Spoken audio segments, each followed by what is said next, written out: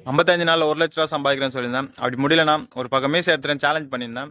இன்னைக்கு 31வது நாள். வாங்க எவ்வளவு சம்பாதிச்சிருக்கோம்னு சொல்லிட்டு பார்க்கலாம். இன்னைக்கும் நம்மளால டார்கெட் அச்சீவ் பண்ண முடியல.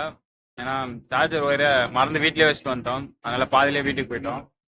100 ரூபா கொடுத்து கூட வாங்கி சார்ஜர் போட்டு ஓட்டியிருக்கலாம்.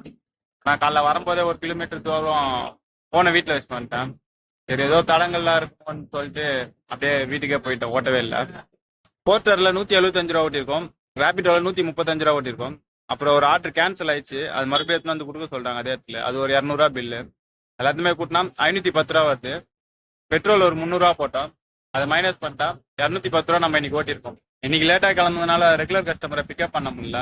நேற்று வரைக்கும் 43,537 ரூபா ஓட்டியிருந்தோம். இன்னைக்கு ஓட்டினதை கால்குலேட் பண்ணா 43,747 ரூபா ஓட்டியிருக்கோம் 31 நாளுக்கு. நம்ம இன்னும் எவ்வளவு ஓட்ட வேண்டியது இருக்குன்னா 56,253 ரூபா ஓட்ட வேண்டியது இருக்கு. இதுக்கப்புறம் நம்மளோட ஒரு நாள் டார்கெட் எவ்வளோனா 2,350 ரூபா.